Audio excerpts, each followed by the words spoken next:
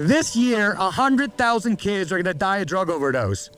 And we need to do something secondary culture at music festivals, concerts, sporting events. My name is Duke Rumely. I'm the Executive Director of Sober AF Entertainment. What sets Sober AF apart is that they're creating these sober spaces around the state where people can really get together, hang out, and not have that peer pressure of, oh, you have to drink, or oh, you should be doing drugs, because there really is a lot of peer pressure around alcohol and drug use. The showdown, or any game for that matter, this parking lot is full of alcohol. So for someone who might not be into that, their options are kind of limited. This group hopes to change that. We are back here at Shattered Darkness. This is episode 60. We just want to say thank you guys for following us, subscribing. We have noticed that you guys have been clicking the buttons, the subscribe buttons. Our numbers on YouTube have been going up a lot, and I've noticed it, and I appreciate it. The comments that we're getting, I love it, even if they're negative comments, like let's talk. We want to have conversations about these topics, and we just want to bring authenticity and vulnerability to the space. So before we get started, I just want to plug all of our sponsors real quick. The Love Shack Mocktail Bar, more turning into an event center, but 120 East 4th Street.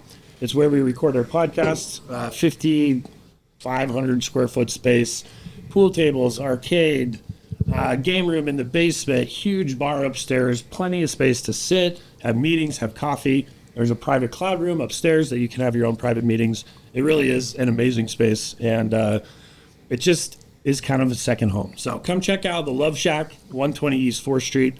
I also want to take some time to plug our real estate businesses that have been sponsoring this thing from the beginning. So Bennett Real Estate, I've been with the group real estate for 13 years, helping buyers and sellers sell homes in Northern Colorado. So please let us know if you need any help with that. That's kind of one of the big things that funds our podcast. Cash runs Case Roofing. We work together in the real estate space, so he helps people with roofing requests and things like that. So repairs, new roofs, hail damage, anything like that. Case Roofing is your place to go.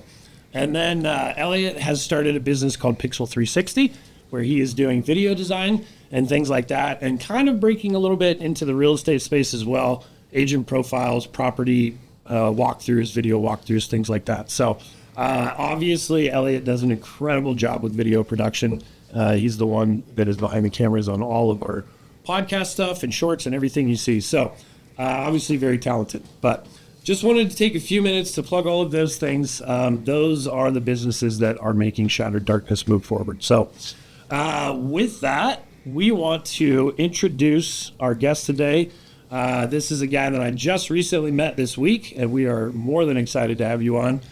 Duke Rumely, how you doing, my friend? I am phenomenal. This is great. We are down in this little dungeon, and we are shattering darkness. That's right, right? Man. Yes. We are walking into the darkness and shattering it. So, and I also want to introduce, for the first time, our co-host, Cash Case. Glad to be here. Glad to have you here, Duke. Thank you. I'm excited about today. Really Awesome.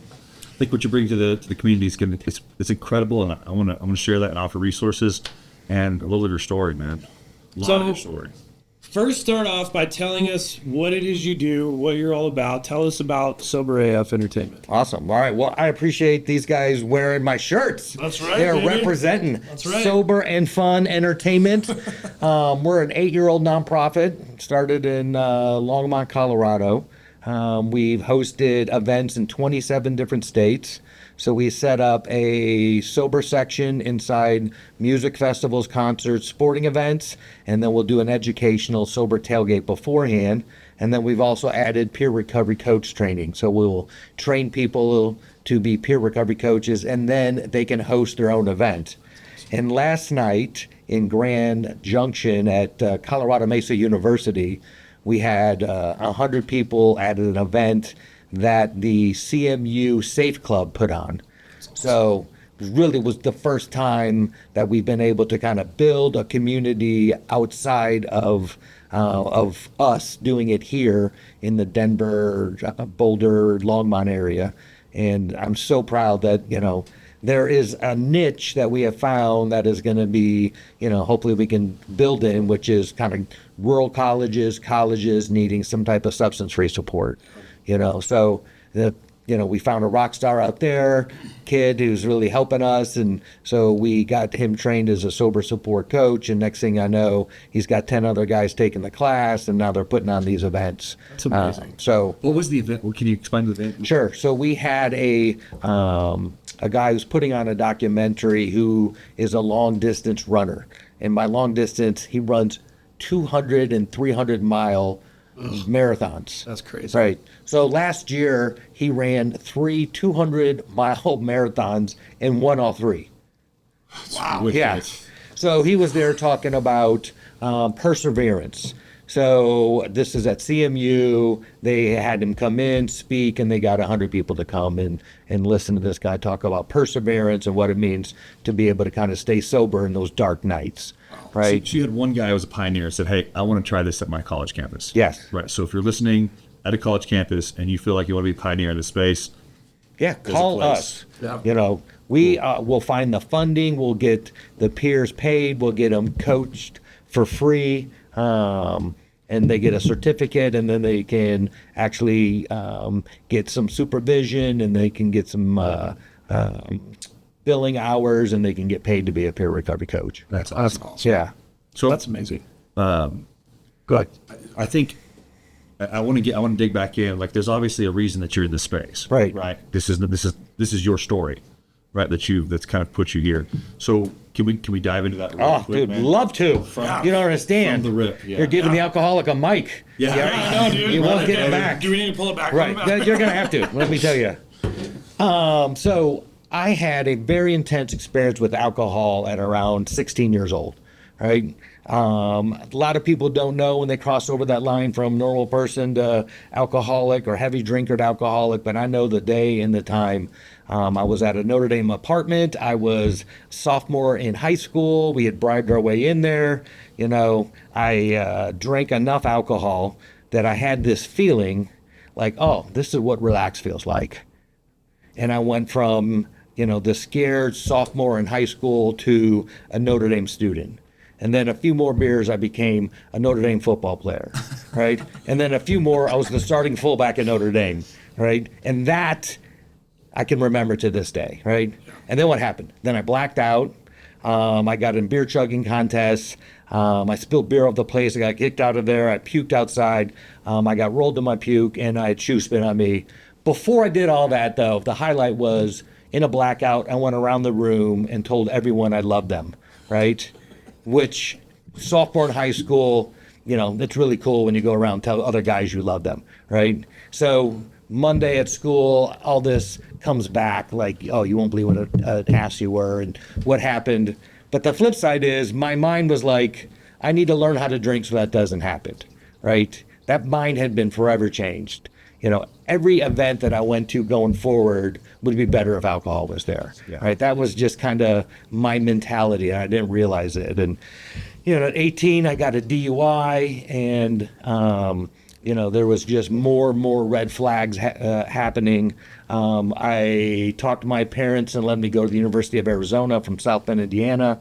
So now there's no supervision, and they said don't join a fraternity your first semester. So I joined a fraternity my first semester. Right. I ended up going to the Animal House fraternity, and I remember coming home that freshman Christmas, and I got a bunch of C's and maybe one B, and my dad saying to me, "You did better than I did my first year," right? And a little thought went off in my head. It's like, now I can drink the way I want to drink. Real. So, fast forward, my sophomore year, I used to love to go down to Nogales, Mexico, right? 30 miles away, 25-cent tequila, 25-cent Coronas. So we went down there Super Bowl weekend of '88. The Broncos were playing the Redskins. So down there Friday night, I black out with enough tequila in me. And next thing I know, I'm coming out of this blackout and we're being arrested. And it turns out one of my fraternity brothers had fake $20 bills on him. Nice. And I got caught with them, right? And, this is all fun and games. And, I can't wait to be home and we can, tell everyone this funny story of being arrested. And, next thing I know, we are in jail. And, there's 100 stories from being in jail in Mexico. But the long story is that's Friday night. On Sunday, the U.S. consulate calls this jail, and they hand me the phone, and they said, do you mind if we tell anyone you're in jail? Right? And I'm like, I don't care who you tell. Like, tell the A-team, get me out of here. Right? So my mom gets a call, and, and then somehow they call me. So it's a weird, sitting in jail in Mexico, and suddenly your mom's on the phone. And I'm like, no, it's a big misunderstanding. And she knew I was full of crap. So mom gathered some cash, got on a plane, and flew down the next day. So by Wednesday, they're negotiating my release, right? How old are you at this time? So I'm 20 years old. Okay. So I'm sitting in jail with my buddy singing, I turned 21 in prison doing life without parole. Nice. No one can steer me right, but mama tried. Big Grateful Dead song. So Wednesday, they say, if you want your son back, it'll be $25,000. And she's already on her way? No, she's there. She's landed there. Monday. Okay. So mom says, I got 4 more at home. This one eats a lot. Good luck. Charge to the game. Right. Walked. Yeah. So Are mom, you serious? Mom, don't play poker with mom. Dude, that's Right. Tough hardcore. broad, dude. So 2 days later, they're like, how about 4,000? And she's like, that sounds about right. So that's my trade-in value. So if I get drunk again, she can take me back to Nogales and trade me in for $4,000. But what proves to me that I'm an alcoholic and not a heavy drinker, she's like, look, I know it wasn't your fault, but if you hadn't been drunk, this wouldn't have happened. Fly straight. And I'm like, yes, thank you. I will do whatever you say. And next thing I know, she leaves. The following weekend, there's a party in San Diego, right? Our fraternity regionals is happening in San Diego. And I tell 10 guys I can't go. There's no way I can go. I got all the schoolwork to catch up on. But then I see the keg get rolled onto the RV, right? And this happens. My mind changes mind. Can't go, I'll go. Yeah. Right? Where else I'd rather Yeah. be? It's like, no. That's a once-in-a-lifetime opportunity. You don't understand. Right. I have to go. It wouldn't be the same if I wasn't there. So Totally, dude. Go to San Diego, tear it up for 3 days. Saturday night, I go out with a different buddy. We see an old alumni buddy of ours. We go out drinking with him, come back Sunday morning. The RV's gone, right? They got tired of waiting on us, and they abandoned us in San Diego. This is a week after you're in jail in Mexico. Thank you. It's like 5 days, right? So I'm stuck there in San Diego, and my buddy was like, hey, we'll take a Greyhound bus home tomorrow. I got a Visa card, and I'm like, great. So we go out drinking that night, right? So Sunday night, blackout, come out of a blackout, and there's a smoke alarm going off. And I'm in this small bathroom on the back of this Greyhound bus with a Bob Marley-sized giant joint in my hand that's lit and making all this smoke, and the smoke alarm's going off, and I'm blowing on the smoke alarm and trying to make it stop. And you're coming out of a blackout. Like you're coming out. I was at this bar drinking 3-foot tall beers, and next thing I know, I'm in this bathroom with smoke alarms going off. No idea how I got there, what time it is, what day it is. What state you're in. Right. And I'm just begging, like, please, have nobody on the back of the bus, right? Just let me. And I open up this door to peek out, and it's a 737 airplane I'm on. And I have 30 rows of people staring at me, wanting to know why there's alarms going off on this airplane, and why does it reek of weed? And I am more shocked than any person on that plane, right? And I'm just like, dude, what is going on? This is not a bus. Right? And that's how I drank, right? I planned on not drinking. My mind would change its mind. I would take this sip of alcohol, and who knows what would happen, but rarely was it good, right? Dude, that is unbelievable. So it took me a year after that to finally get sober, right? I gotta ask, did Sure. you get in a bunch of trouble for that? So this is 1988. That's what I was gonna say. Right. You're in the 80s. So time. 1988. So what I did, I kind of waddled out of the bathroom and left a joint and like half an ounce of weed sitting on the toilet that I didn't even see. Spotted my buddy who had put a headset on, was staring out the window, right? He did not want to know who I was, right? He was not claiming me. Sit down next to him. The flight attendant called a pilot. One of the pilots came down and started talking to me. And I was so drunk, it was, the parents from Snoopy's. wah, wah, wah. And I had no idea what he was saying. Yeah, dude. But I kept saying, it won't happen again. It won't happen again. And he's like chewing me out. Like, we found weed back there. And my buddy ended up telling me this whole story. And I didn't deny it. I just said it won't happen again. And then they just let me pass out on the plane, wake up in LA, change planes, flew back to Tucson. Nothing ever happened of it. That's unreal. Right. That's so far from today's reality. Yes. Yeah, dude. It's kind of a crazy thing to. Oh, you'd be in prison for like 25 years. Yeah, right. Guantanamo Bay. Yeah, Right. totally. Waterboard it for This sure. especially, I don't think my parents would have bailed me out of this one 5 days after flying home from, Tucson after getting me out of jail in Mexico. So, that's what my alcoholism looked like at, 20 years old. Right? I had this bad wiring in my brain, right? It's just software and it's just alcohol good. And that's how I muted any feeling. And I've been dragged to AA on and off for the last, 4 or 5 years. And I couldn't swallow this pill of life might be okay without alcohol. Yeah. Right? Being a young kid or, enjoying the party lifestyle. And it was just such, there's drunk fun, right? And then there's sober fun. Yeah. Right? And it's really hard giving up drunk fun.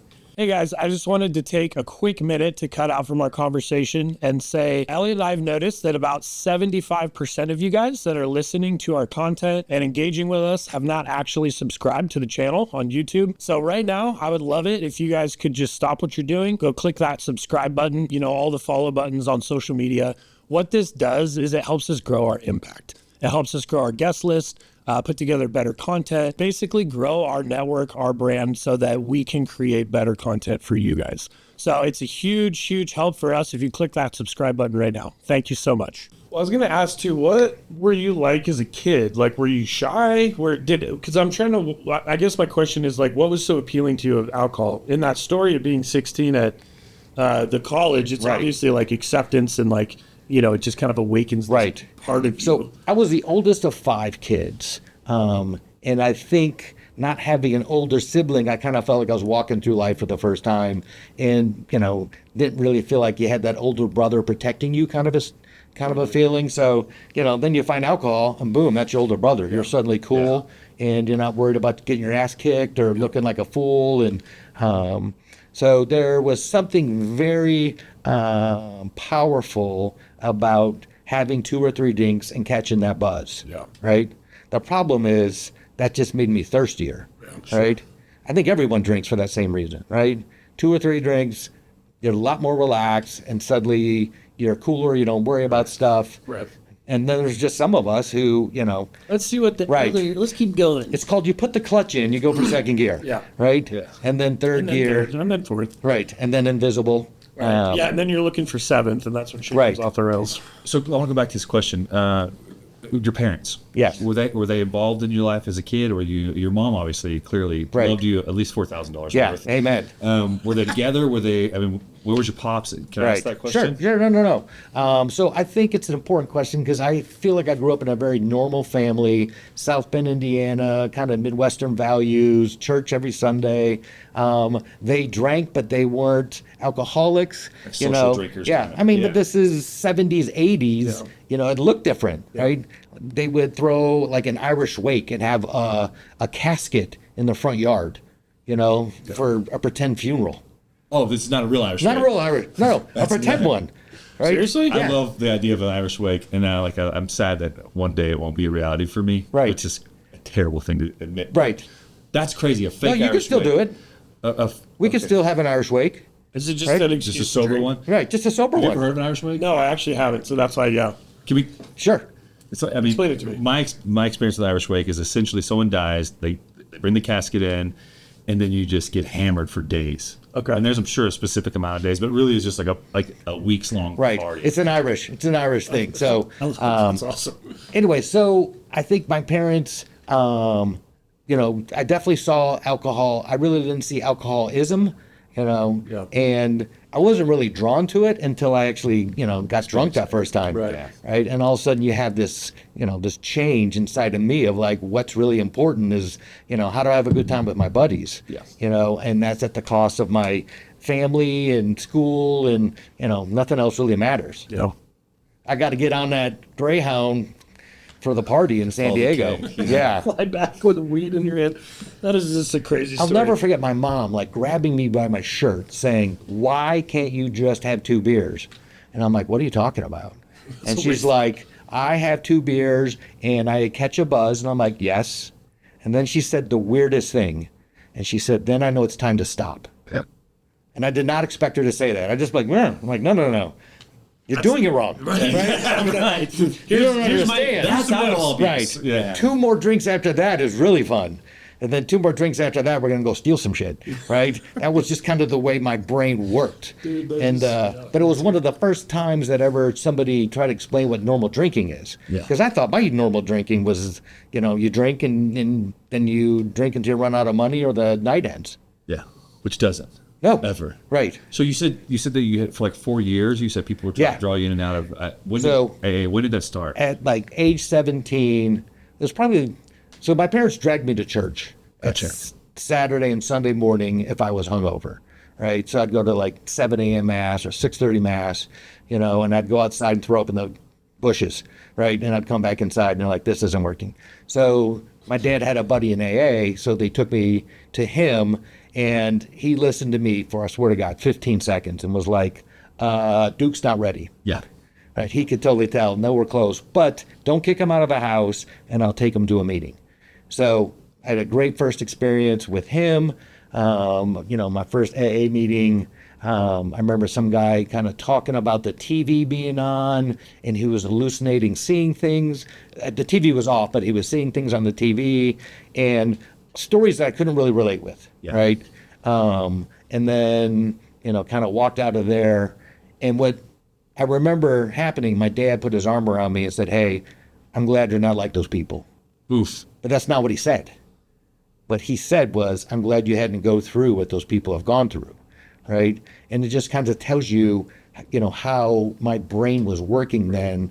I was so bought up into this, Bud Light lifestyle that, I couldn't even hear the reality around me. So, 4 years of being dragged to AA, 2 or 3 times a year after a DUI or after something bad happens and, and thinking like, "Hey, this is great for you guys." Right. And then a year later, "Hey, this is great. If I ever need it, I know where to go." And, whatever that like magic wand moment is, which was maybe life can be okay without alcohol. And I think what helped me was I was big into the Dead. I'd been to 15 Grateful Dead shows up until I got sober at 21. And I knew about a sober group inside the Dead called the Wharf Rats.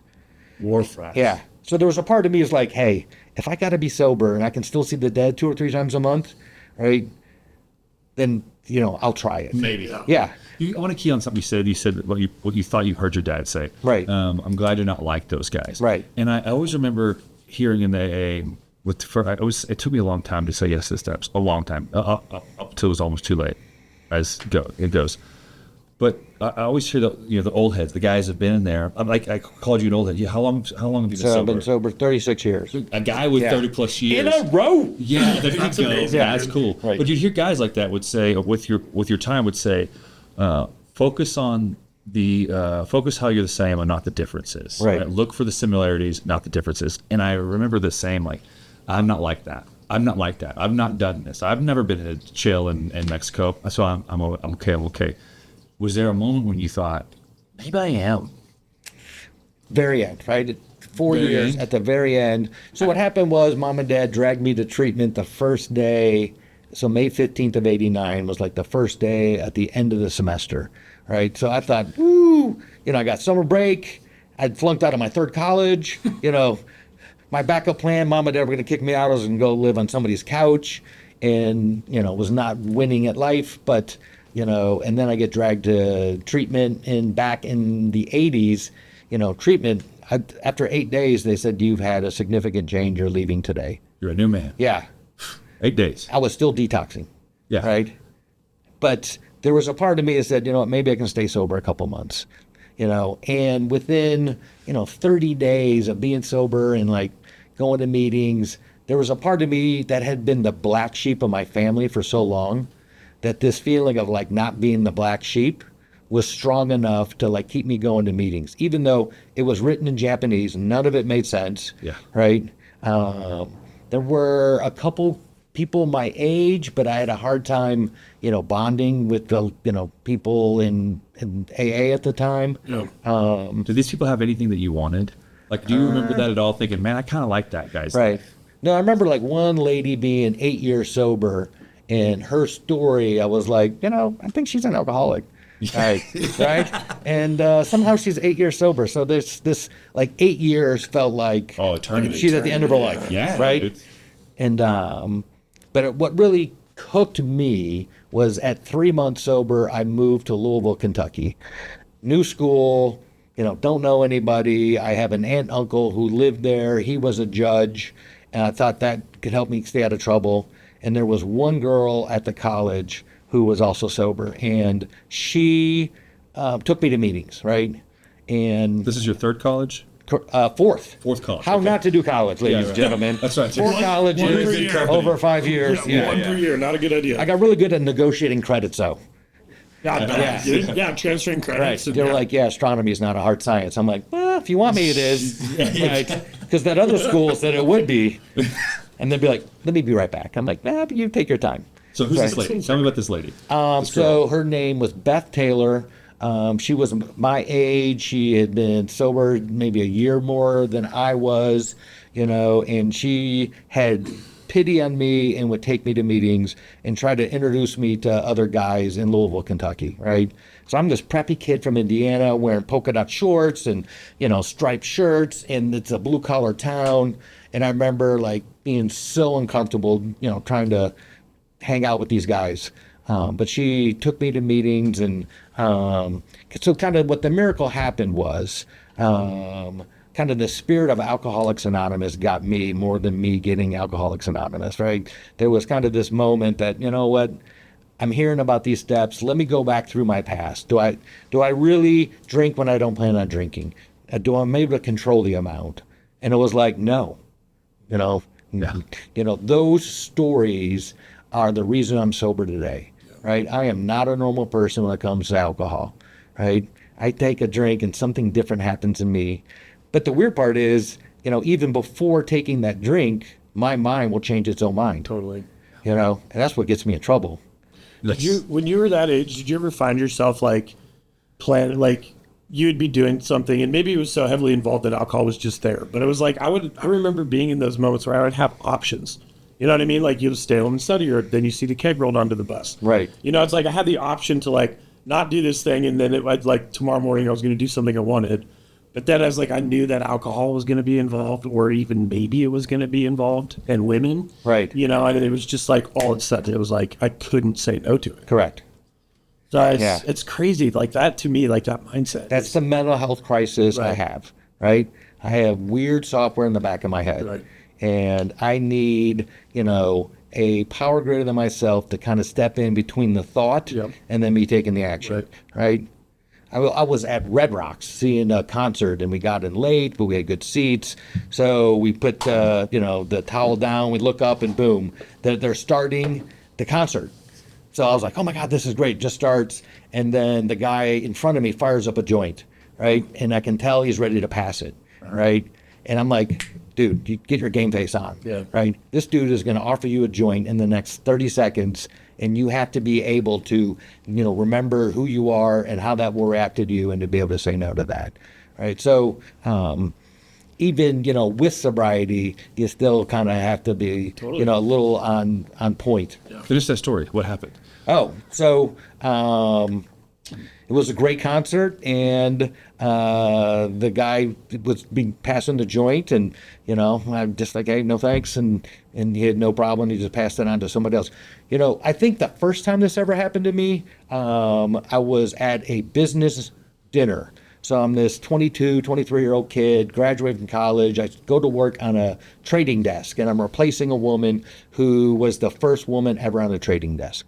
And all these big firms from all over New York flew in, and I'm the new hire. So I step in, don't know really anybody, and this is, going to be great, and you're wearing a suit, and you're 10 years younger than everybody, and their guy's giving the speech, and he's pouring the champagne in everybody's glass, right? Yeah. And I'm like, oh shit, what do you do? Like, so do you fake it? Or, it's for her, retirement, and, I'm taking her seat. And so the guy comes to me, and I grab the champagne glass and I turn it upside down, right? Were you taught that? No.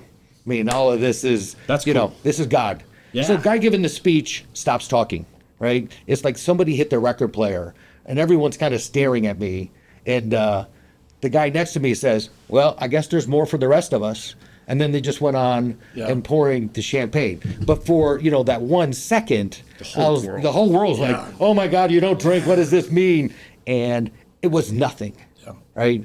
It was 1 second in time. But, we're not really taught a lot of that, right? We're not really taught how do you, go through a business dinner. I have kids, and I got sober before they were born. So when they turn 21, do you go out drinking with them? How do you kind of, have a normal life for your kids? Can right? I ask you about that? Sure. How did you manage that? Just out of curiosity, because I have young kids, and that's actually something I think about. Right. So for my son, he was at CSU. I went up there with him and his buddies. I paid for the first round, and I said, good night, have fun, and left. So you are, alcohol's bad, you're going to die. Right. You were like, you're 21, Yeah. you're an adult. Did you share with them, here's my experience, but you're free to try. Right. So for their entire life, they've known me as sober dad, right? I've always gone to meetings. Still go to meetings. Still go to meetings, right? To me, meetings release the air out of the balloon a little bit, right? Like if I'm not going to meetings, there's a little too much air in the balloon, right? And I just get a little hyper and, but if you let a little air out of the balloon, and that's kind of, I think, the relief I got from booze, I now get from meetings, right? I kind of go there, tap in spiritually, help somebody. Next thing you know, you kind of feel lighter. It's less pressure. Yeah, just like, my issues aren't as big, my, let go of resentments, kind of let go of fears, and, you just kind of learn how to live life. I love that, dude. Like that's amazing. I love the story of being in that environment with work where you just had that 1 second of like, I'm just going to do this, and it's like, to you, that is the ultimate level of commitment. You know what I mean? But to everybody else in that room, it's just like, okay, whatever. I think the hard part for us to even remember is how awkward early sobriety is, right? Everything is brand new. Every nerve is on fire, right?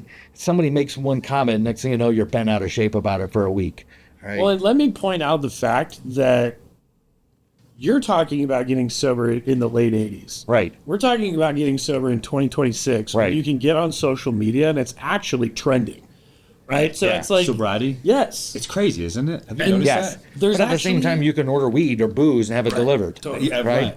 Like, this is a weird time. It is a very weird time. And it's a much harder time to get sober, I think. Do you really? Yes. Okay. Oh, I know it. Because of how quickly accessible everything is? See, and we didn't experience the 80s and drinking then. Like, this is all we At know. like 20 days sober, I try to buy weed, right? 20 days sober, I didn't go to a meeting for like 3 or 4 days. Suddenly I'm like, what, a little weed sounds good. Called up a good buddy. I'm like, hey, man, I need some weed. And he knew I'd gone to treatment. And he's like, I thought you didn't do that stuff anymore. And I was like, oh, yeah, funny. And then, but once that thought was started, like, I'm on the hunt. Yes, right? dude, it's over. That's Right. over. But what happened was other friend of mine who had moved away came back to visit his grandmother, and he was sober a year. So I run into him, or our parents put us together, and I'm like, hey, you won't believe this. I don't smoke weed anymore. He's like, oh, good, neither do I. And I'm like, well, sit down, because I don't even drink anymore. He's like, oh, that's great. I'm a year sober. How long are you sober? I'm like, yeah, 12 days or 22 days or whatever it was. And he's like, when's the last time you went to a meeting? I was like, oh, I just went to one like 3 days ago. And he's like, dude, you are sick. And he got me going back to AA. So that's a God thing. Yeah, totally.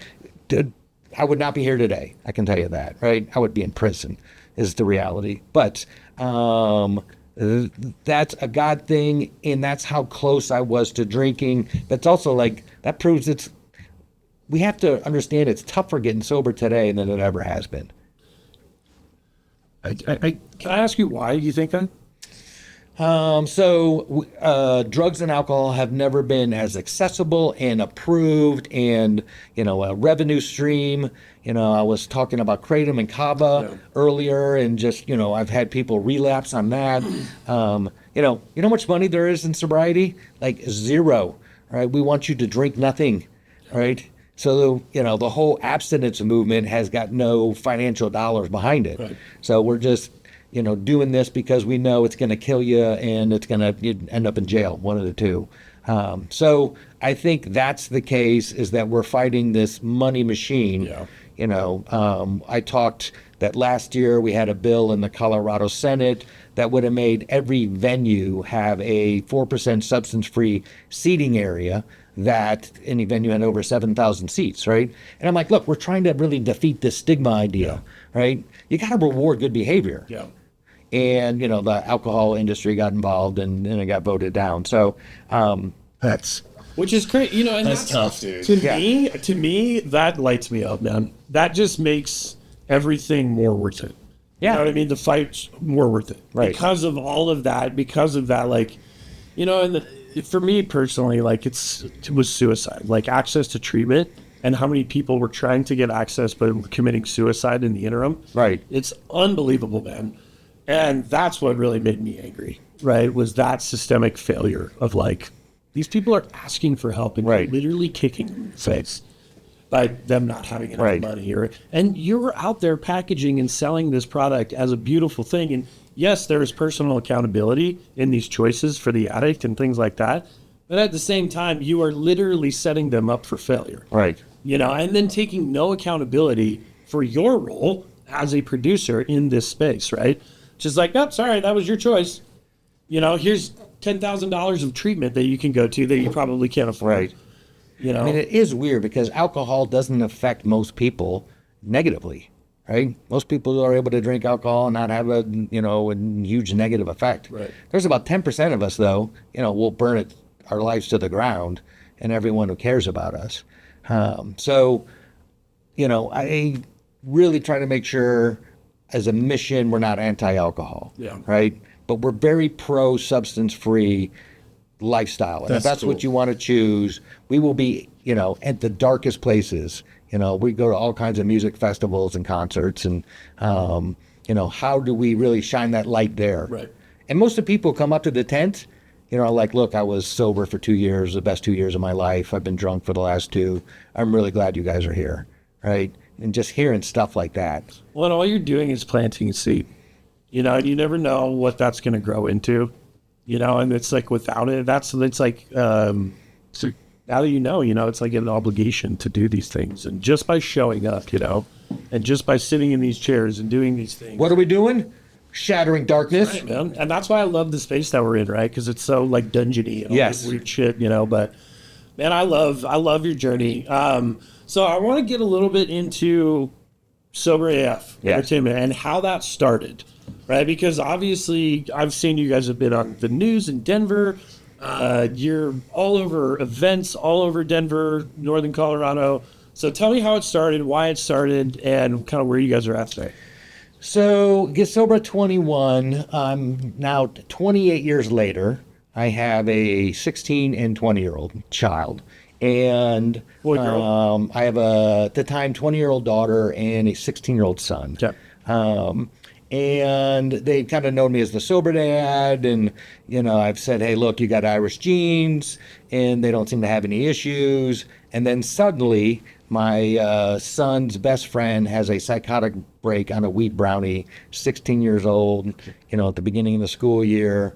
And at the same time, my daughter's 20, seeing Louis the Child at Red Rocks, texting me like, hey, I need to take an Uber home.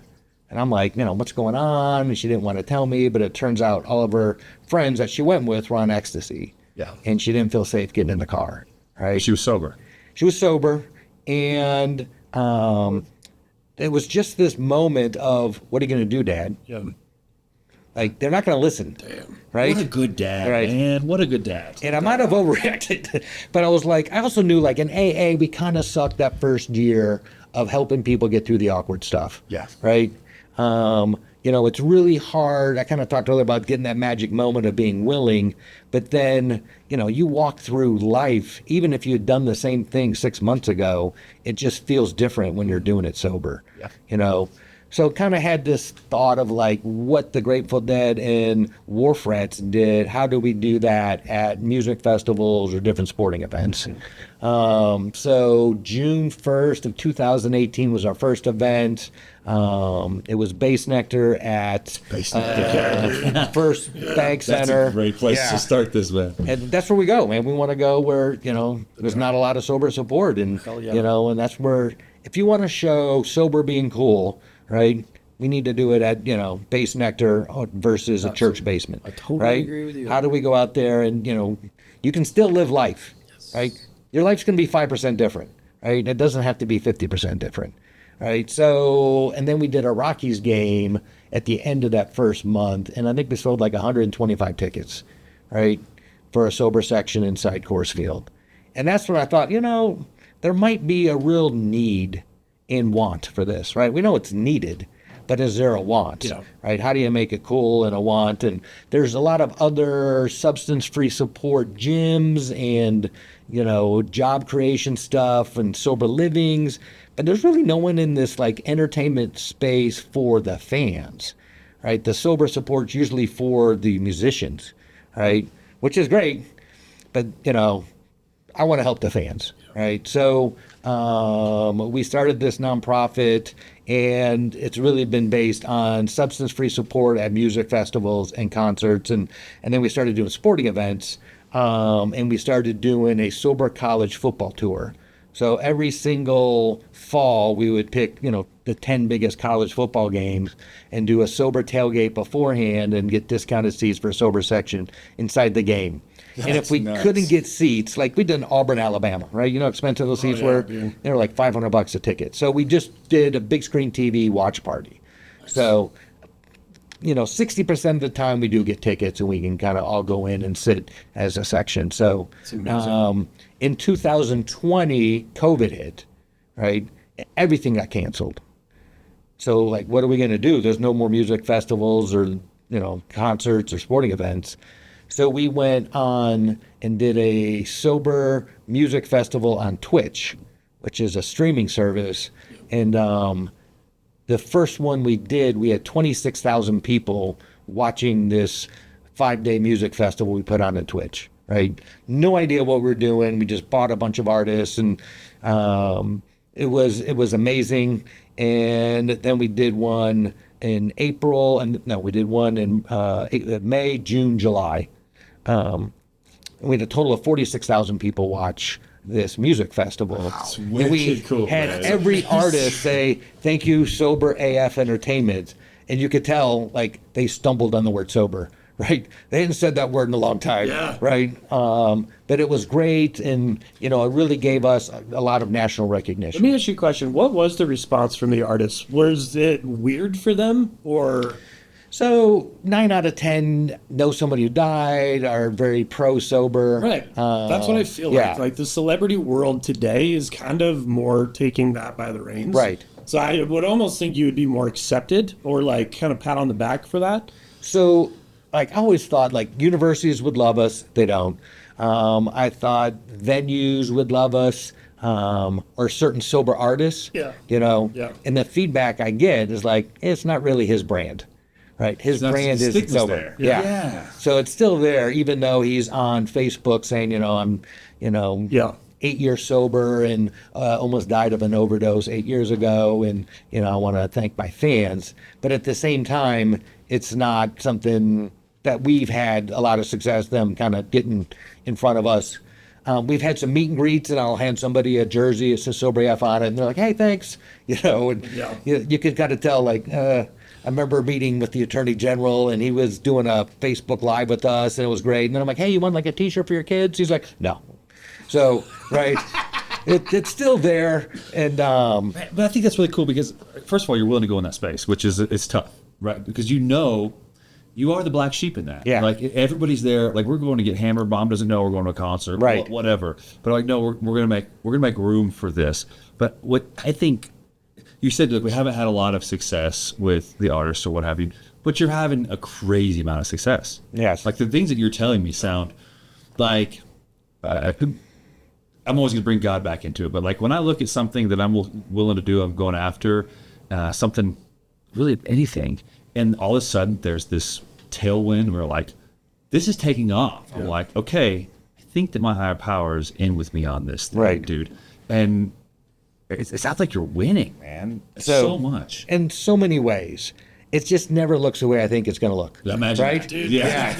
Right? Clip that out. for sure. Yeah, You're like, 'cause no, that is so it's going to look true. like this. And, you know, so 6 months into this, I bought my ruby red shoes, right? I saw like a deal on these shoes. I'm like, oh, when I'm on Oprah, I'm wearing these ruby red shoes. Wait, 6 months after starting? Yes. So you're like, here comes the line. Yeah. Oh, yeah. You don't understand. Got it. This Yeah, I'm a is such big a great deal. idea. Yeah. I'm killing it. And Everybody will right. watch what. Yeah. Right. So I've worn them once, and it wasn't on Oprah. It Oh, was, you really bought ruby red shoes? Oh yeah. Oh yeah. I mean, yeah. Right. Yeah. Of course The it is. ego, whoop, right up here. Yeah. Right. But it was such a kind of this great moment. I got asked to speak at an addiction conference, and I'm like, I gotta earn this one, right? So showed up, and I'm like, hey, what do you think of these shoes? Like these I bought. These are my Oprah shoes, right? Haven't quite been on Oprah yet, but to your point, you know, it's been super impactful when I go to a place and somebody says, hey, I went to your Rockies baseball game 2 years ago, and you know, and that made a big impression on me. And 6 months later, I had a very dark night where I wanted to drink, and I thought back to the fun things I've done sober, right? And you're like, okay. That's or amazing, somebody dude. comes up and says, hey, I just Narcan somebody. We brought somebody back from not breathing to breathing. You know, you just never know. That's heavy. Yeah. Yeah. Dude, I love that. I mean, that gives me chills, man. And that's what it's all about. Period. And it's such a simple idea. Like when I started this, I'm like, I know they have this in California.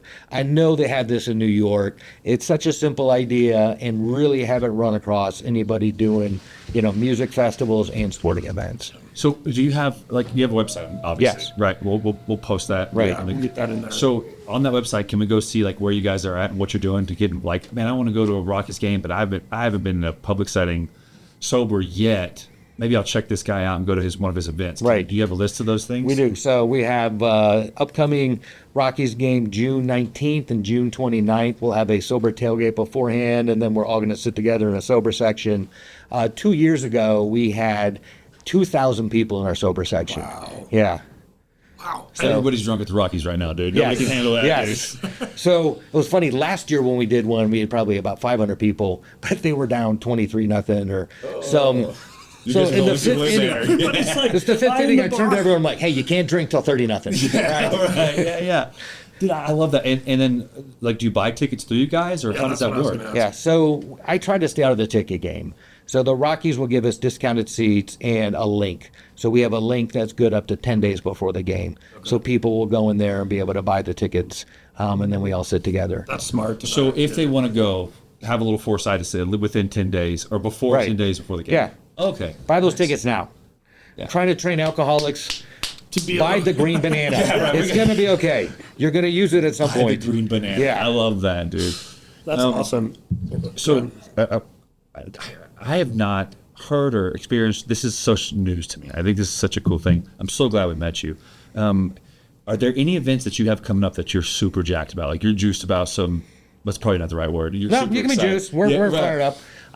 We're going down to Durango May 7th through the 10th for a music festival. And they're giving us unlimited tickets for our sober camping area. And then also on May Those are discounted 14th. or un- No. Free. So trust me, I'm a big fan of free. Yeah. Big difference, free and discounted. Who's going to be at that festival, So, do you know? The second one is got a bunch of bluegrass, and it's all huge names. Oh, nice. Railroad Earth, Keller Williams. Anyways, I am happy to have a flyer on the podcast that will show you all the different names. Sorry, I didn't mean to put you on the No, spot there. That's all right. Yeah, and honestly, So it's I would hard, say, you know, super pumped that we have a music festival, 2 of them, where we have unlimited free tickets, right? If you will work at the sober campground, and they're giving us a giant tent that we can set up silent disco in. So what we're trying to do at the end of the night, if people are overstimulated, they can come and hang out in the sober section, right? And they don't have to be sober to hang out, right? We're going to do the silent disco. So we've been able to do this for the last like 3 or 4 years, and it's kind of our hook at music festivals of how we're able to go in there and, like, look, this is, we're not charging you. This is a fair trade. We'll bring substance-free support. We'll do a check-in meeting. We can do yoga. We can do a meditation. But, we want to help you, help people who might want to take the day off or who might already be sober and they're just looking for a little community to recharge that battery. That's amazing. I mean, I don't see why the people at the top of those wouldn't be all over that.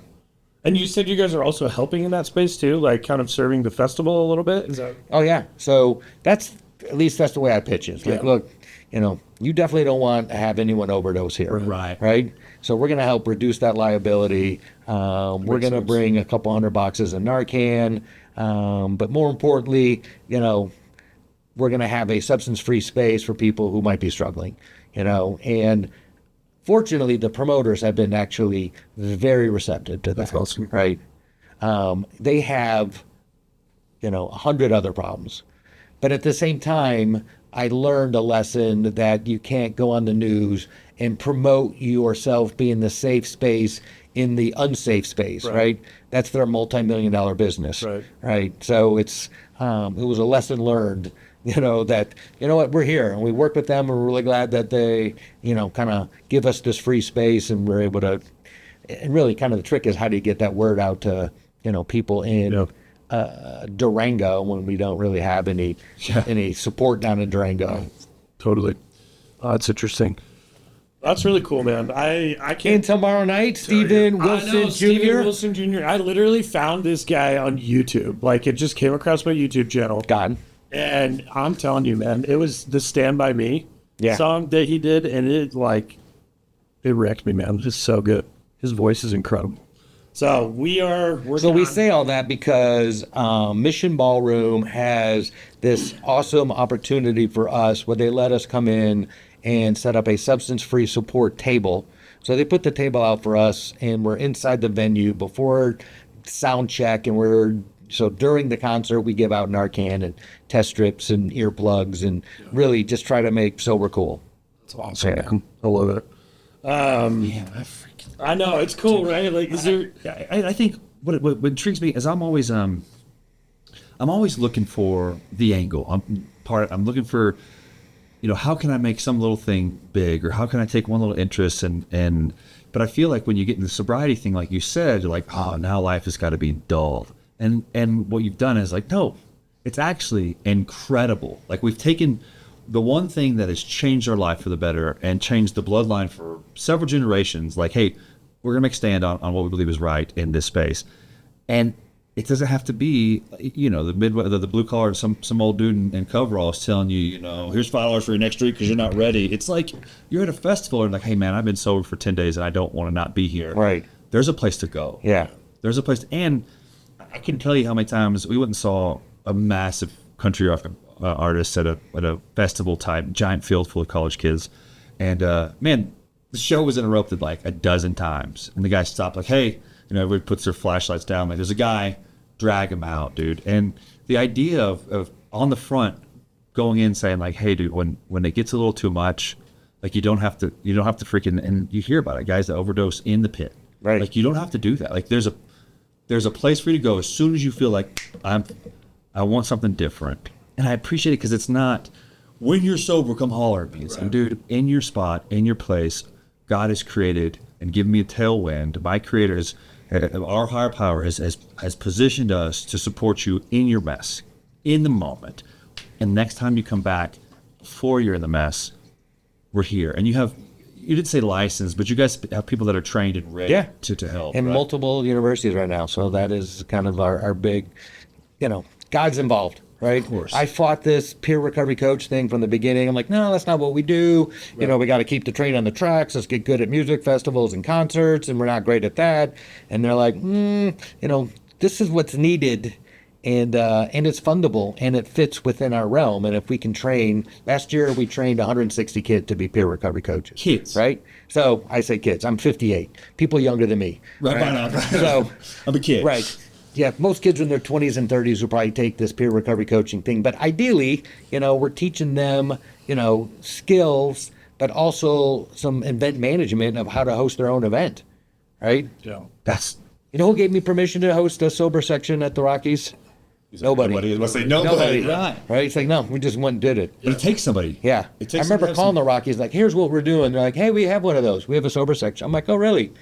And he called me back like 2 hours later, like, yeah, don't call me back. We don't have one. Like, we got rid of it 2 years ago. Nobody said anything. We never sold any tickets for it. They said, right? don't call you back. Yeah, don't call us back. Anyways, I have a great relationship with the Rockies. I don't want to blow that up. But at that time, it was funny. They thought they had one, They didn't. and it's been canceled for like 3 years, right? And they're like, "Oh yeah, we didn't." So how did that feel? I think there's a really an incredible moment where you get to push back and you're like, well, all of my cool ideas are now trash. Right. And then there has to be the switch like, no, I'm not going to give up on this thing. Right. Like, can we talk about that, man, a little bit? Like, what was that like when you said, no, dude, I'm going to do this and no one's going to tell me no? Like, was there a moment? There's been a lot of them. Got it. They're still probably happening, right? And it's just, like, I want to do this really cool fall sober college game day tour, right? So, I found a third party for about $5,000. We'll put up the tent, the big screen TV. We just fly in and do the event, and I just got to raise $5,000 to be able to do this event, and half of the cities were able to do that. But half of them, people are like, I'm like, how about this? Just send your treatment center kids, send your sober living kids, right? Just get the bodies there. Yeah. Because I believe if we get enough momentum, then we'll be able to kind of follow through. So, but I've also got a board of directors like, we can't lose our ass financially on, doing 10 tailgates if only 5 of them are break even. Right. Yeah. So it's stuff like that. It's easy to get double booked. Tomorrow night we're supposed to do a sober support for a art show, and it's a bunch of sober artists, and we've got 100 headsets for silent disco. And 6 months ago it sounded great, right? It's supposed to snow tomorrow, right? It hasn't snowed this whole winter, right? Yeah. And I'm like, dude, this is gonna suck. I don't want to do it. And it's like, yeah. But at the same time, we are able to change our mind, right? Being sober isn't just like you have to say yes to everything. Right. So I talked to the guy. I'm like, look, dude, if it's going to snow, why don't you move it? Move it 2 weeks or at least a couple of days, right? So that's here in Northern Colorado. This would be in Longmont at Recovery Cafe in Longmont. Okay. Yeah, which will be after this airs. So it was great. Everyone had a good time. Anyways, when is the event? Tomorrow night. Oh, it's right. That was great. Yeah. It was insane. Right. You wish you were there. It was so fun. Right. You definitely don't want to miss the next one. Everybody got lucky. So, got lucky. Dude, you know what I love about your journey is, and this goes back to our mission statement, was to shatter. You mean shatter darkness? Yeah, well, shatter the stigma. Yeah. Yes. Own the truth. Right. And I think a lot of people stop there. They own their truth, and it's good for them. Right. But you went one step farther, and it's to finding your purpose. Right. And that's where I feel because I selfishly started this thing to help my kids. Exactly. Right? And I selfishly started this for a lot of different reasons, right?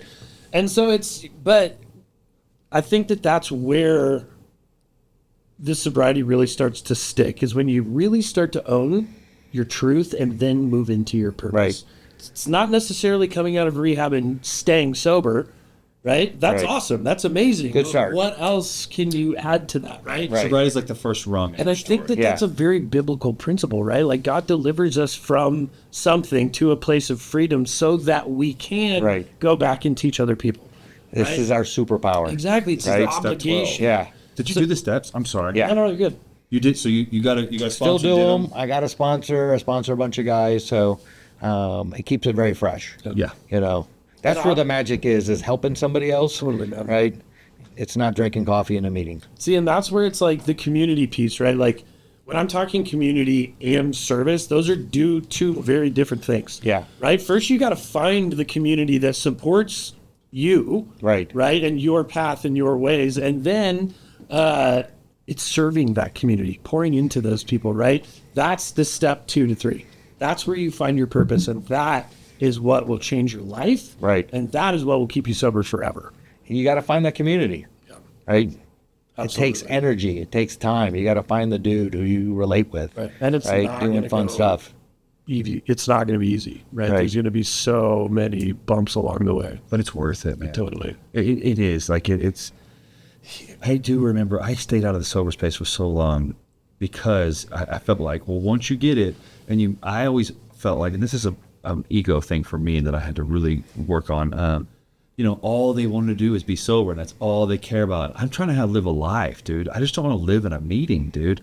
And finally, it was a surrender thing from like, you know what? My higher power was like, hey, your life is not moving forward in the way that you want it to go until you say yes to those things. And it wasn't supposed to me like that, but I started saying yes to things like, support, like going to a sober house and saying yes, and like, hey, I want to disciple a guy or what have you. And it was like in that sober house, I meet a guy who's way further down the journey in an area that I'm interested in. It had nothing to do with sobriety, but it was like when I started saying yes to being available in the sober space, my higher power was like, but wait, there's more. You know what I mean? Like there was and that it took me. It was a pride thing for me. Like I don't want to. There was a stigma. Like I don't want anybody to see. Nobody. Man, I'm a Rotarian. I'm a very active Rotarian. Right, the Rotary Club. Yes. My first Rotary meeting.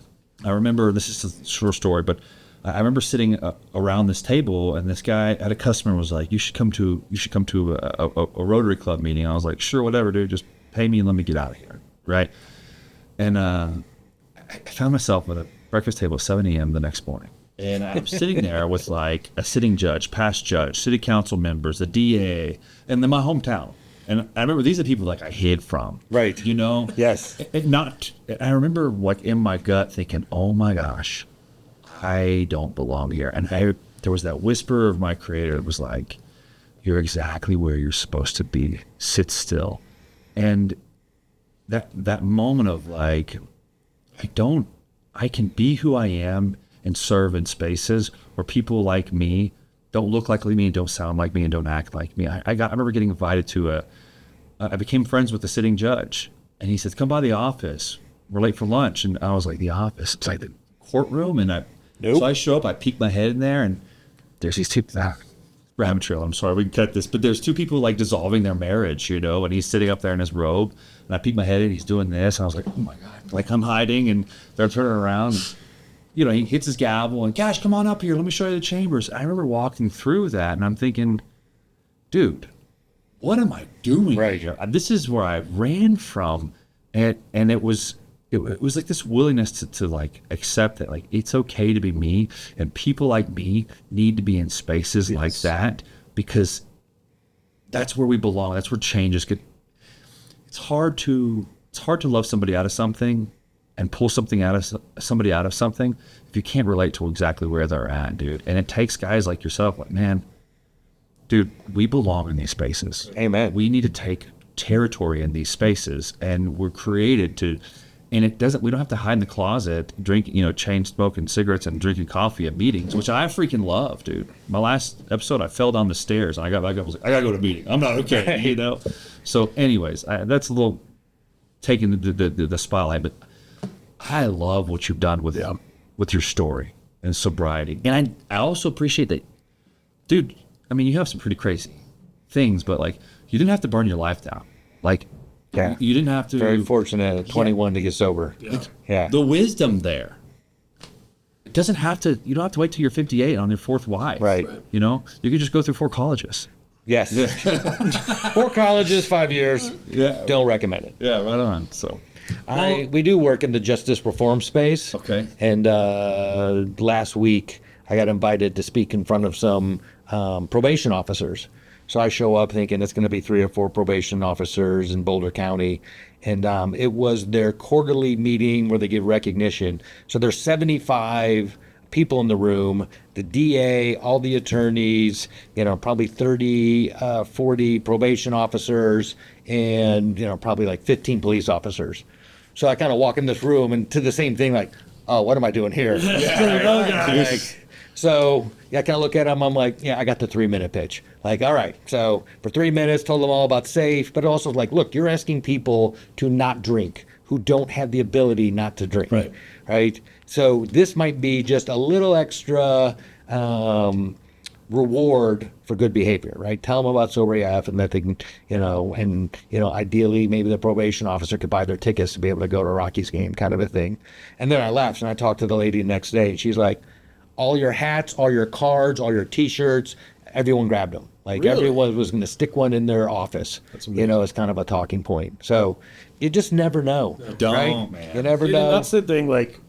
But God doesn't want us to be small, right? God's got big plans. Yes. That's the little that I know because I have little plans, right? But God's like, no. Like, it's not going to look the way you want. It's not Oprah. But, you're going to be able to help a lot of people. You get an Arcanum. You get an Arcanum. Right, you exactly. Yes. I'm going to use that. That's just bravo. Well, before we start to wrap up, is there anything else that you want to add before we move into our last segment here? I would say we are looking for people who want to have fun sober. So the website, soberafe.com. You can check out all the socials. We're really good about bragging what we've done. We're not so good about, stuff that's going to happen in 6 months. And if anyone's at a community college, university who wants to have some training of how to do substance-free support at fun events, feel free to reach out to us on the website. Awesome. That's great. I really appreciate your time today. Your story and what you're doing in this space, man, is amazing. Seriously. Like, it's just so unique and obviously it's impacting the sober space in a huge way. So we just want to say thank you for that. Thank you for your time this morning. We know you're a busy guy, so this is amazing. One thing that we started doing, we got off this track a little bit the last couple of weeks just because we were kind of restructuring, bringing cash in, things like that. But we want to get back to our question. So this question, I'll just let you read it, but this was from the middle of March. So this is the person who came on before you. Right. Wrote down a question. This is Tristan. Tristan wrote down a question for you to answer. And then On 3/12/26, so a month ago. So go ahead and read it and then answer it. What is a way you see yourself contributing to your sobriety community in the future? ? How would you be most effective? The weird thing for me is because of the traditions in Alcoholics Anonymous, I try to grow it organically outside of the traditional AA model, right? I've called New York a couple times, asked them a couple questions. They were very helpful. The World Conference was going to be in Detroit in 2020. The AA? Yeah, Okay. AA, every 5 years they have this World Conference, and I wanted to do a sober section at the Detroit Tigers the Wednesday night before the World Conference. Anyways, they were like, hey, we can't promote it, but you can do whatever you want. But we're not doing anything that night. That was just trying to verify. So contributing to sobriety community, for me, it's like I got to keep these two separate, right? There's blocking and tackling inside of the 12-step community, which is sponsorship and meetings and take care of my own stuff, and then growing this nonprofit outside of that, is a lot of God, because I don't know what I'm doing, and I'm asking ChatGPT and a lot of stuff, and it's working out, and it's going to be an overnight success. That takes 10 years, right? Totally. And it's just kind of like swallowing that pill, like, and at the end of the day, it's had a super positive impact on my kids, right? And that could be the greatest gift it ever has, right? And that might be the only gift, right? But I think that there's more there, right? And so I would say kind of contributing to my sobriety community is being a good member in the 12-step community and being a good executive director outside. How would you be most effective? Probably being on TikTok less and